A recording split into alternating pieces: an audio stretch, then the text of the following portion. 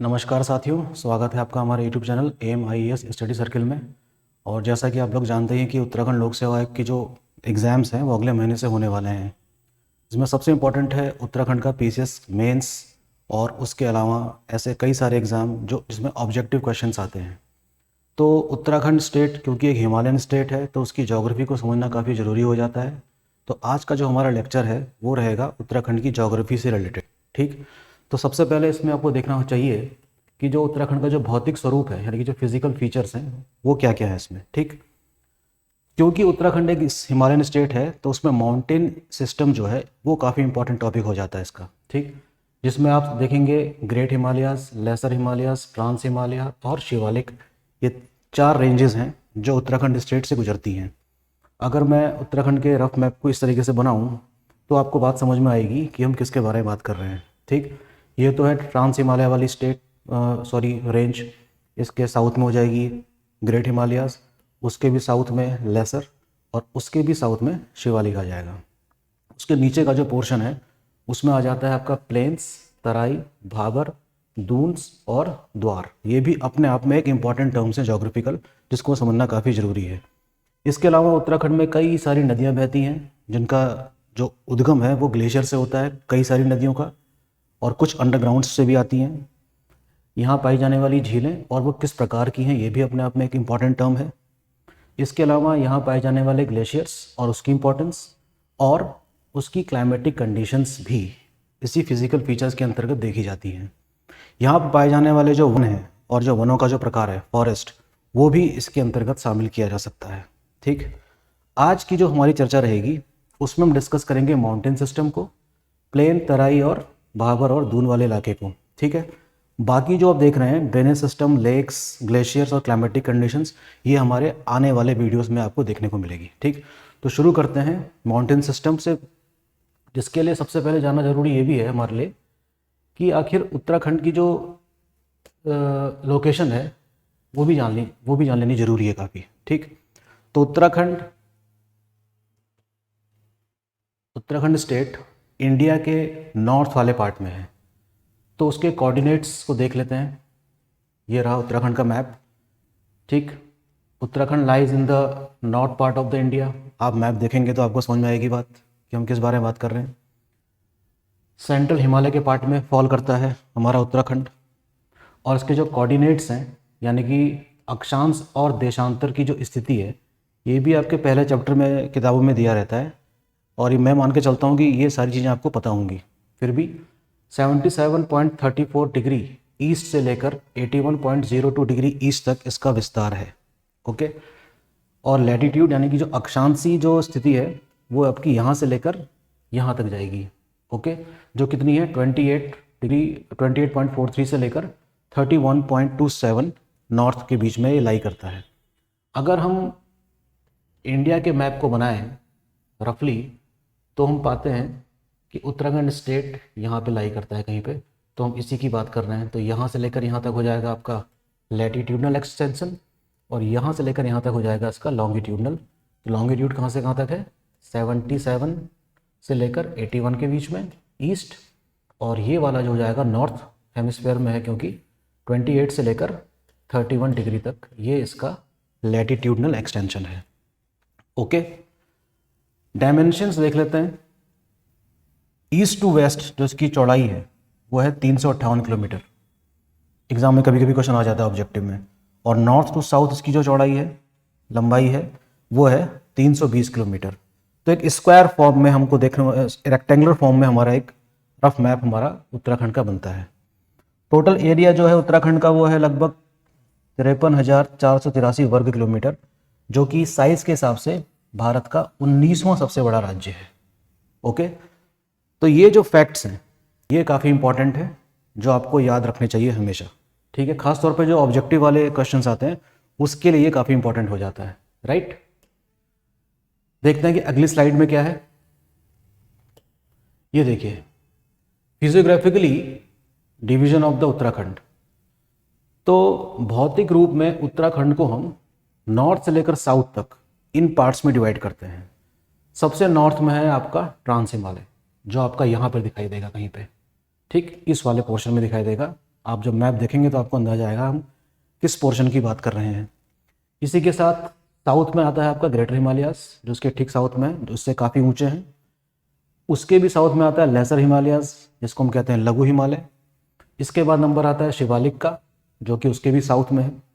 और उसके बाद दून और द्वार, भाबर और तराई, इन सब की अपनी अपनी इंपॉर्टेंस है, और प्लेन्स ऑफ गंजक, इन्हीं के बारे में आज हमारा डिस्कशन रहेगा।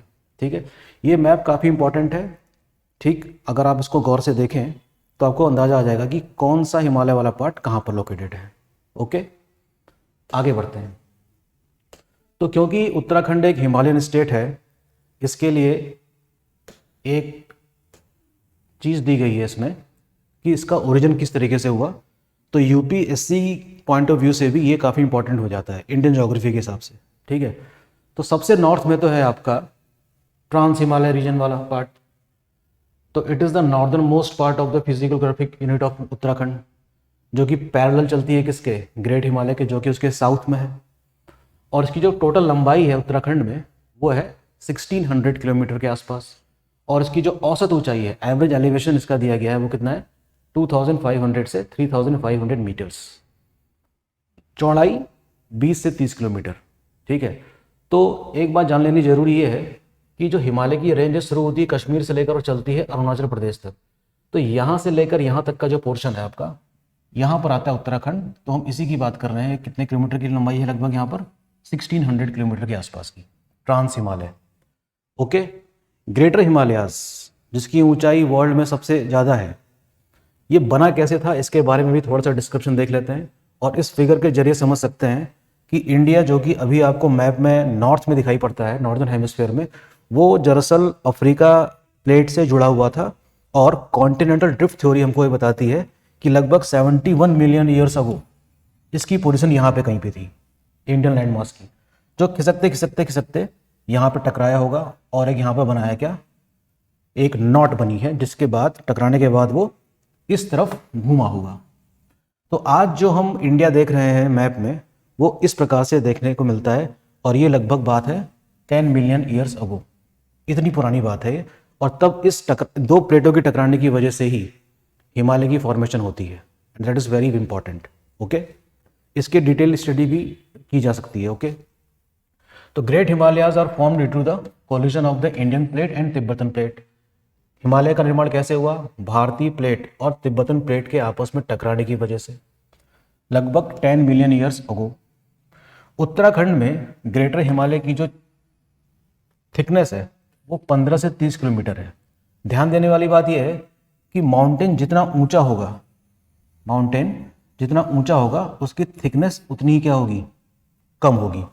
और माउंटेन जिसकी ऊंचाई कम होगी उसकी चौड़ाई क्या होगी, काफ़ी अधिक होगी।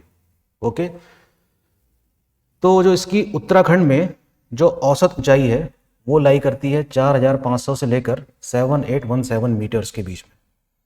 Great Himalayas are passes through 6 district. ये भी एग्जाम में कई बार क्वेश्चन आता है कि ग्रेट हिमालय उत्तराखंड के कितने जिले से होकर गुजरते हैं।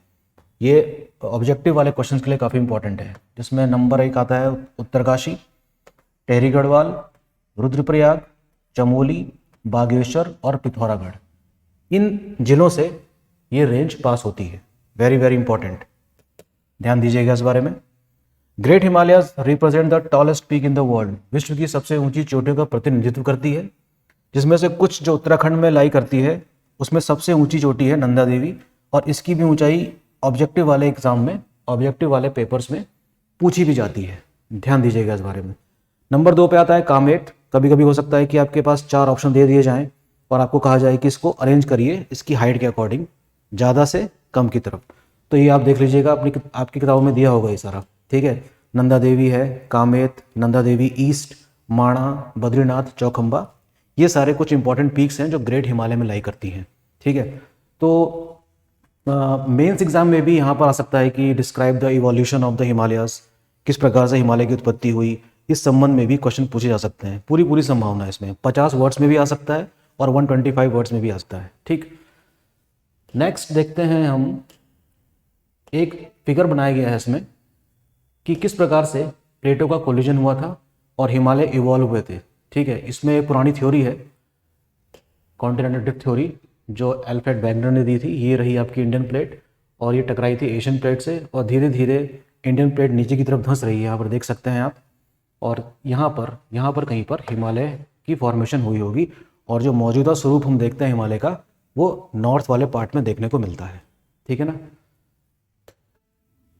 अब नेक्स्ट जो है ये पीसीएस मेंस को ध्यान में रखकर मैंने एक आंसर भी यहाँ पर कंपोज किया है।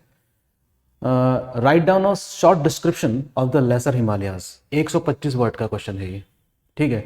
लघु हिमालय के संबंध में आपको 125 वर्ड्स में एक आंसर फॉर्मेट तैयार करना है। तो इन शब्दों का सहारा लेकर आप इस प्रकार के क्वेश्चंस को लिख सकते हैं, ठीक है ना। देखिए इसमें क्या लिखा है, काफ़ी इंपॉर्टेंट है। प्री और मेंस दोनों के लिए इंपॉर्टेंट है ये, okay. Lesser Himalayas lies to the south of the greater Himalayas. जाहिर सी बात है, लेसर हिमालयाज कहाँ पर लोकेटेड हैं? ग्रेटर हिमालयाज के साउथ में। It is also called as the Himachal. इनको हिमाचल भी कहा जा सकता है और लोअर हिमालयाज भी कहा जाता है। हिमाचल मतलब हिम का आंचल, जहाँ पर जो थिकनेस है स्नो की वो बहुत ज़्यादा नहीं है, एक आंचल के रूप में दिखाई पड़ती है। फाइन। अच्छा, उत्तराखंड में जो इसकी जो चौड़ाई है वो है 70 से लेकर 100 किलोमीटर के बीच में और ऊंचाई इसकी ग्रेटर हिमालय से कम है, that is between 1200 to 4500 metres only. इसकी कुछ जो श्रेणियां हैं उनके नाम देख लीजिए। Pir Panjal, Dhauladhar, Mussoorie range, Nag Tibba and the Mahabharat lake. ये सारे नाम हैं लेसर हिमालयाज के रेंजेस के, जिसमें पीर पंजाल आपको कश्मीर में दिखाई पड़ेगा, धौलाधर आपको हिमाचल प्रदेश में दिखाई पड़ेगा, मसूरी ये आपको उत्तराखंड रेंज में दिखाई देगा और महाभारत लेक जो है वो दिखाई देगा आपको नेपाल में। While in Uttarakhand we have some more ranges like Dudhatoli, Mukteshwardhar, Madranchal, ये भी इसी के ही पार्ट है। आप एक फिजिकल मैप देखिएगा उसमें सब चीज़ें दिखाई पड़ेंगी। मसूरी रेंज की जो ऊंचाई है वो 200 से 2600 मीटर के आसपास है और इसकी जो लंबाई है वो लगभग 120 किलोमीटर के आसपास चलती है। कुछ इंपॉर्टेंट जो हिल स्टेशंस मौजूद हैं इस रेंजेस के आसपास वो हैं मसूरी खुद, Nainital, Chakrata, Almora, Ranikhet are some of the important hill stations which lies at the height of 1500 to 2000 metres. तो इस तरीके से आप आंसर अपना कंपोज कर सकते हैं। मुझे ऐसा लगता है कि इसमें लगभग पूरे नंबर आपको मिलने की संभावना रहेगी। साथ में आप एक फिगर भी बना दीजिएगा रफ रेक्टेंगल टाइप में ना, तो इस तरीके से आपको एक अच्छा मार्क्स मिल सकता है इसमें, ठीक। क्वेश्चन इसमें भी आ सकता है 50 वर्ड में और ये ऑब्जेक्टिव क्वेश्चंस में भी ये सारे पॉइंट्स पूछे जाते हैं कि write a short note about the Pamir of the Uttarakhand. Uttarakhand के पामीर किसको कहते हैं? जो दूधाटोली सीरीज है which stretched between Chamoli and Pauri and Almora is called the Pamir of Uttarakhand. Pamir वैसे कश्मीर वाले पार्ट में है, उसको आप इंडियन ज्योग्राफी में पढ़ेंगे, तो यहाँ से भी क्वेश्चन आ सकता है, ठीक है। ऑब्जेक्टिव क्वेश्चन भी आ सकते हैं कि जो पामीर जो उत्तराखंड में जो पामीर रेंज है वो किन किन डिस्ट्रिक्ट से होकर गुजरी है। 3 डिस्ट्रिक्ट हैं हमारी, चमोली, पौड़ी और अल्मोड़ा, इन्हीं को कहा जाता है क्या? उत्तराखंड का पामीर।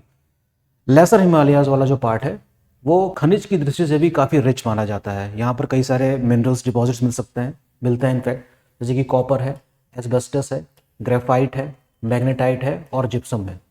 हालांकि अगर हम तुलना करेंगे उत्तराखंड की या नॉर्थ पार्ट वाले इंडिया की साउथ वाले पार्ट से, पेनिनसुलर प्लेट्यू वाले पार्ट से करेंगे, तो हम देखेंगे कि जो पेनिनसुलर प्लेट्यू वाला पार्ट है वो मिनरल वाइज काफ़ी ज़्यादा रिच है।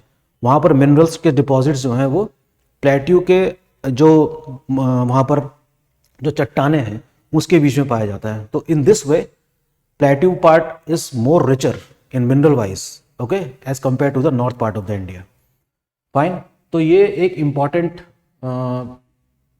इम्पॉर्टेंट वो है फिनोमिना लेसर हिमालयाज और उससे संबंधित जो भी एसोसिएटेड चीज़ें हैं, इनको आप जरूर ध्यान में रखिएगा, ठीक है ना। इसके बाद नंबर आता है हमारा, ये भी मैंने मेंस को ध्यान में रखकर यहाँ पर एक छोटा सा नोट लिखा है। Right a short description about the Shivalik. Shivalik के संबंध में आपको 125 वर्ड लिखना है, ठीक है ना। तो आप एक मैप बनाइएगा, वहाँ पर इसको लोकेट कर दीजिएगा और उसके बारे में इस प्रकार से आप लिख सकते हैं कि Shivalik comprises the outer most range of the Himalayas. Himalaya की सबसे आउटर मोस्ट रेंज है वो, इसको हम आउटर हिमालयस भी कहते हैं, अर्थात बाह्य हिमालय भी कहते हैं। This chain of hills runs parallel to the lesser Himalayas लघु हिमालय के समानांतर चलती है। डिस्टेंस कितनी है इसकी टोटल बताई गई है यहाँ पर 2400 किलोमीटर। पोटवार पठार जो कि कहाँ पर है, कश्मीर के पास, वहाँ से लेकर ब्रह्मपुत्र वैली जो आसाम के पास है वहाँ तक इसकी रेंज चलती है। और ये लेंथ करीब कितनी है, 2400 किलोमीटर्स। इसकी जो विड्थ है यानी कि चौड़ाई, ये 50, कहीं पर 50 किलोमीटर चौड़ी है और कहीं पर सिर्फ 15 किलोमीटर ही चौड़ी है। उत्तराखंड की अगर हम बात करें तो उत्तराखंड में शिवालिक रेंज की जो चौड़ाई है वो 10 से 20 किलोमीटर के आसपास ही है। It's western part is more pronounced with 50 kilometre in width. अर्थात इसका मतलब ये हुआ कि शिवालिक का जो पश्चिमी वाला भाग है वो अधिक चौड़ा है, जबकि हम ईस्ट की तरफ जाएंगे तो उसकी चौड़ाई लगातार क्या होती जाएगी, कम होती जाएगी। इट्स एलिवेशन यानी कि इसकी ऊंचाई जो है वो कम है, तुलना करेंगे अगर हम लेसर हिमालय से किसकी, शिवालिक की। In the state Shivalik passes through 7 district, ये भी इंपॉर्टेंट है ऑब्जेक्टिव क्वेश्चंस के लिए। 7 डिस्ट्रिक्ट से गुजरती है। दक्षिणी देहरादून, नॉर्दर्न हरिद्वार, दक्षिणी टिहरी गढ़वाल से, mid of the Pauri, southern part of Almora. ठीक है, इन जिलों से ये शिवालिक रेंज पास होती है। Shivaliks are formed of great thickness of miopleistocene sands. ये एक युग की बात हो रही है, मुख्य रूप से ये इसी सैंड से मिलके बना है। तो आप इस चीज़ का भी ध्यान दीजिएगा कि मियोप्लिस्टोसीन सैंड्स किस हिस्से में पाई जाती हैं, वेरी इंपॉर्टेंट। ग्रेवल्स, कॉन्ग्लोमरेट्स यानी कि जो बहुत सारी जो चट्टानें हैं जो कई चीज़ों से मिल के बनती हैं उनको कहा जाता है क्या, conglomerates. Which have been brought by rivers, जो किसके द्वारा लाई गई होती हैं, रिवर्स के द्वारा।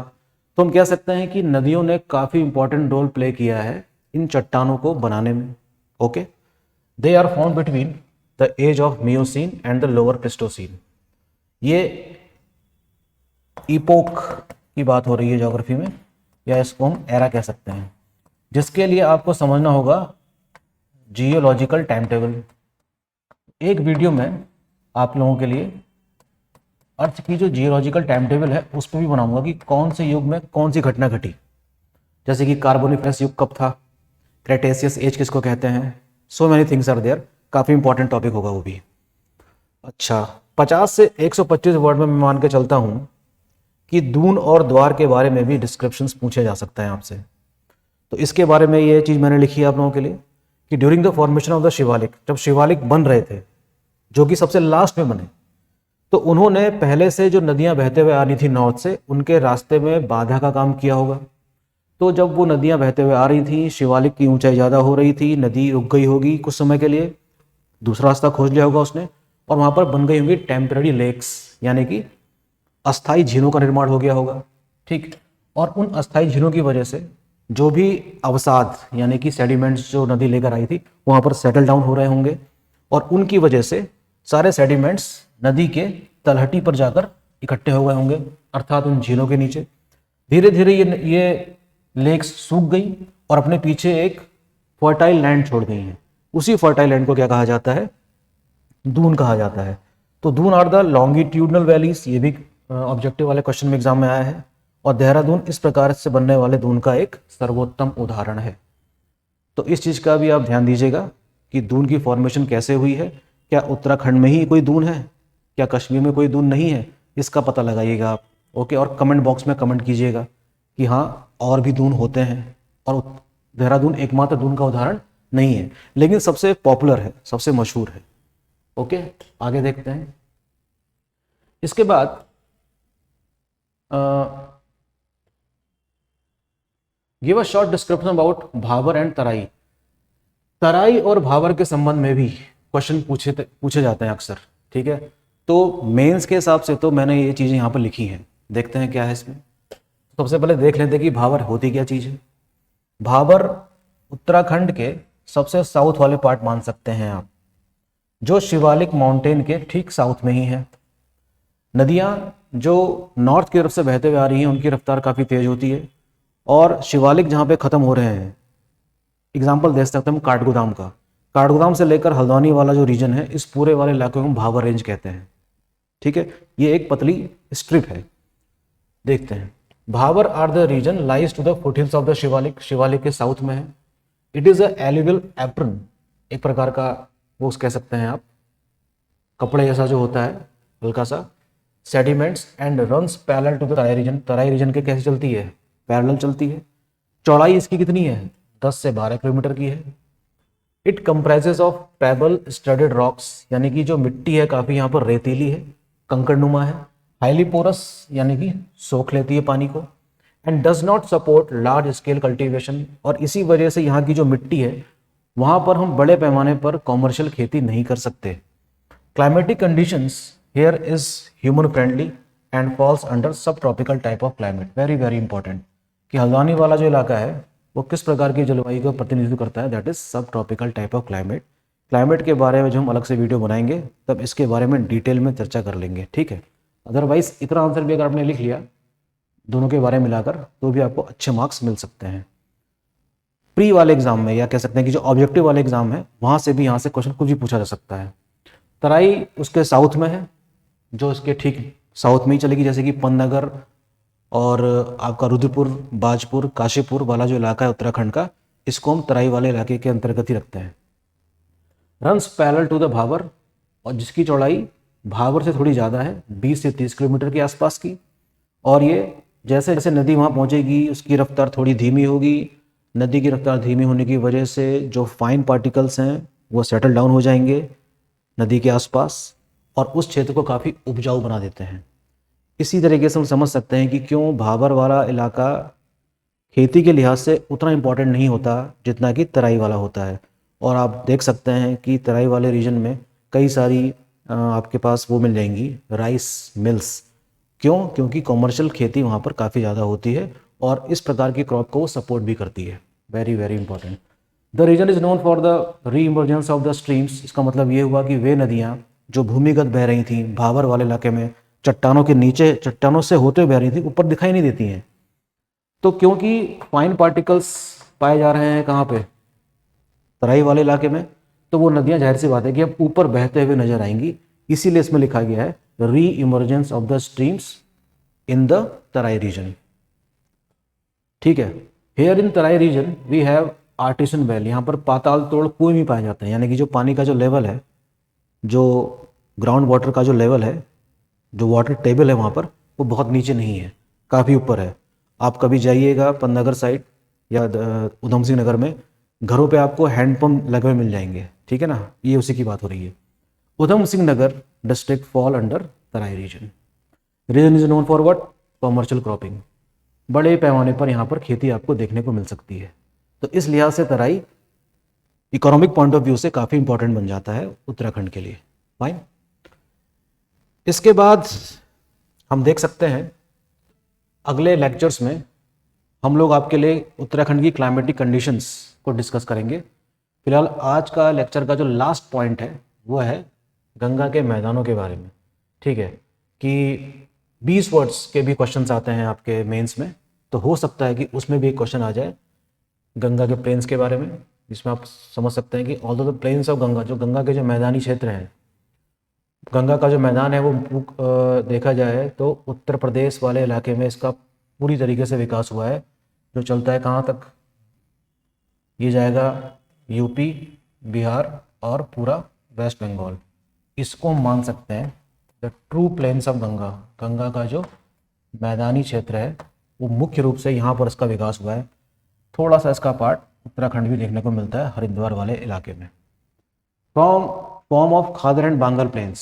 खादर और बांगर दो प्रकार के प्लेन्स होते हैं जो आपको रोहिलखंड में देखने को मिलेंगे, ठीक है ना, और अवध जो यूपी वाला इलाका है। बट इन हरिद्वार, और हमारे हरिद्वार वाले इलाके में भी हमें गंगा के मैदान जरा सी मात्रा में ही देखने को मिल सकते हैं, ठीक। The region is quite fertile. जाहिर सी बात है कि ये भी मिट्टी की वजह से काफ़ी उपजाऊ होगा। And supports main staple crop. जो मुख्य खाद्यान्न फसलें हैं उनको भी इस प्रकार की मिट्टी काफ़ी सपोर्ट करती है, जैसे कि गेहूँ, धान, शुगर केन इत्यादि। ओके, तो ज्योग्राफी के पेपर को सॉल्व करते समय मेंस वाले खास तौर पे अगर आपको मैप बनाना आता है तो समझ लीजिए कि आपके पास 25% बाजी आपके हाथ में है। ओके, तो आने वाले एग्ज़ाम के लिए सभी को शुभकामनाएं, और मार्च में कई सारे एग्ज़ाम भी होने वाले हैं, इसके लिए भी ऑल द बेस्ट। तो तैयारी अपनी जारी रखिए और हमारे साथ जुड़े रहिए। Thank you so much.